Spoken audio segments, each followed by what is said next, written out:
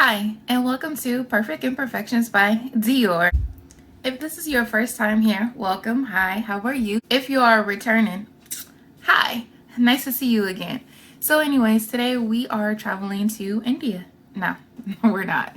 But in my kitchen we are. I'm going to make some Indian dishes for you. They're not going to be 100% homemade, but they're going to be, some frozen stuff, some just heated up stuff, and then some make it yourself stuff.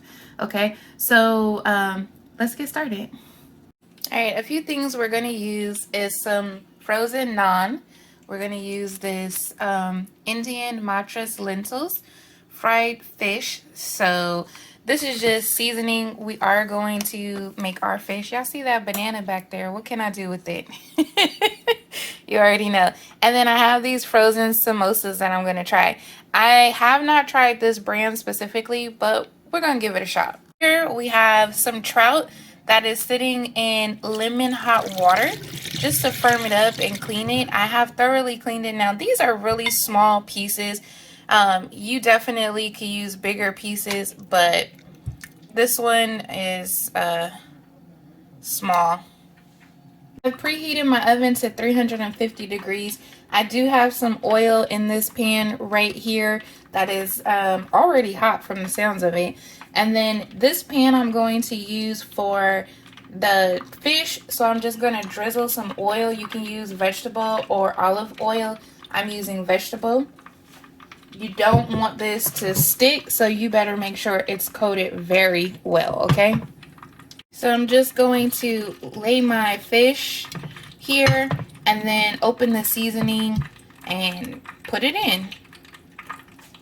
I'm not going to use this whole packet of seasoning, but I will coat it pretty well. And then if you need to add more oil, definitely do that. Make sure you get seasoning all the way through. This seasoning can be a little bit spicy, so if you're not used to Indian spice, maybe you want to go lighter on the seasoning, but it's not super spicy, at least not to me.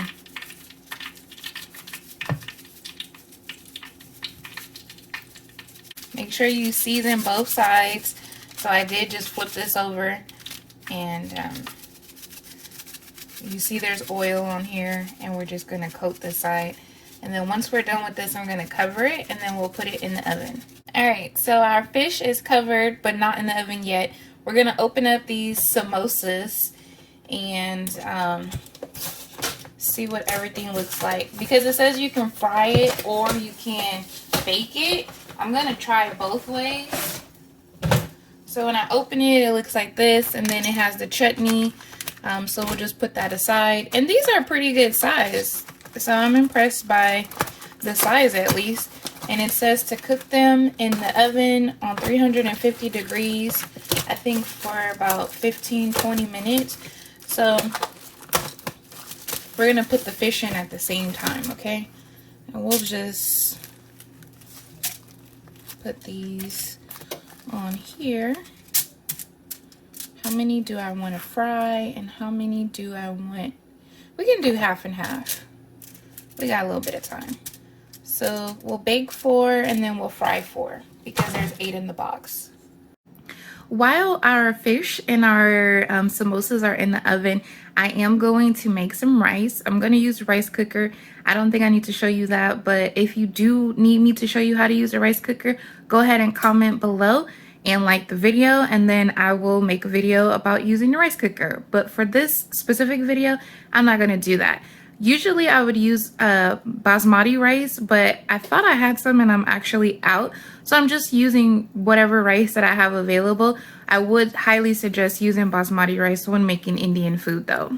We are not adding our garlic naan into the oven right now because literally it takes like 2 minutes. And plus I need to increase the temperature of the oven to cook that. So we're going to wait until these samosas and fish is done, and then we'll make the naan last. I did get garlic naan because that is my favorite, but you're free to use whichever one you like. Roti is not really my favorite, but you could use that if you prefer as well. And let's fry these other samosas. So to fry the samosas, I have my vegetable oil that is already hot. And then I have these sandwich paper bags. Now, I don't have children, so I don't need to pack lunches, but I do like to buy these and then I use them for my fried food. So I'm just going to lay those down and then put one paper towel over. That way I'm not using so many paper towels. The oil that I'm using is leftover vegetable oil from when I fried my tortillas to make my chip tortillas. Go ahead and watch that video because those chips were bomb. But we are frying samosas today. And I'm going to do probably one at a time because this pot is small and I don't want to crowd it. You hear that? Ooh. Okay. So we're going to just let this chill for a little bit, couple minutes. Doesn't tell me exactly how many minutes to fry it on, but these are thawed out and it's already starting to brown. It's been less than a minute, so these will probably cook fairly fast. All right, so it's been like 1 minute and it's already pretty brown and crisp, but the top part is not. So I'm just gonna flip it over. This is actually probably too brown. Should have flipped it over sooner, but this is why we did one, so we could see what happens. So I'll let that part get brown and then we'll take it out. Alright, so this one looks ready. Oof. So this one looks ready. I'm just going to take it out and then we'll put another one in. And we'll continue this process until they are all finished. Okay, so these are the samosas that were in the oven and I don't really like the color. It has been 18 minutes, so I am going to cook it a little bit longer because compared to the ones that I fried, they don't look as appetizing. Alright, y'all probably think I'm crazy, but this is what the instructions said to do. To boil this bag just the way it is in hot water, or you could put it in the microwave, but I didn't want to use the microwave. So while this is boiling, I am going to put my naan in the oven. Alright, so our naan is done. This is the garlic naan, and you could use oil, but I'm just going to spread a little butter over it just to keep it moist and give it that fresh, ooey gooey flavor that I love so much when you go to the authentic restaurant, or if you go to somebody's house that really knows how to make this from scratch. I haven't learned that yet. So just put this all over and we are about to plate because everything is done.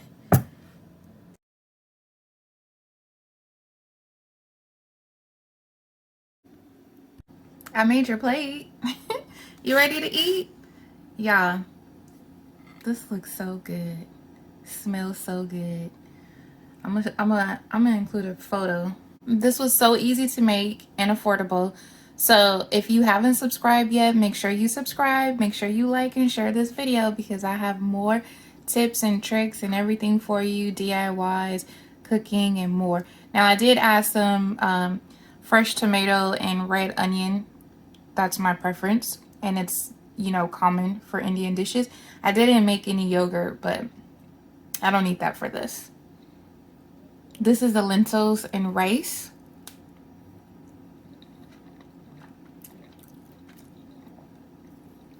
That fresh tomato really brought that together. Look at this naan though. Ooh, I'm excited.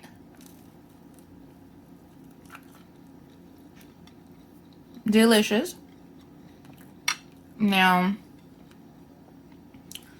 I might need to put this down. Let me push this over. This is the fried one because this one looked better to me. I don't really like the way the baked one looked, although I'm sure it tastes fine. But this one was just more appealing. So I got the chutney sauce on there.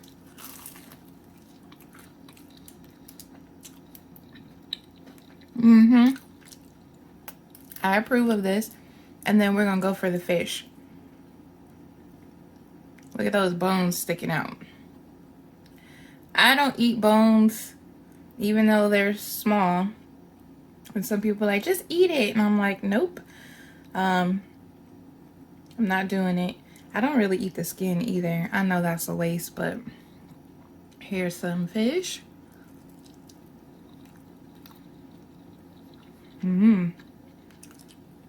All right, so if you're feeling Indian, but you don't want to pay those really expensive prices, go to your grocery store and buy some stuff and make it.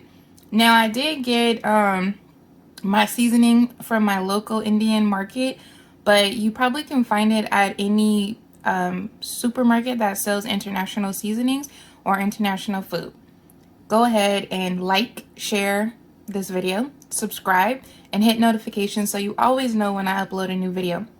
I'm about to enjoy this, and I will see you guys next time. Bye.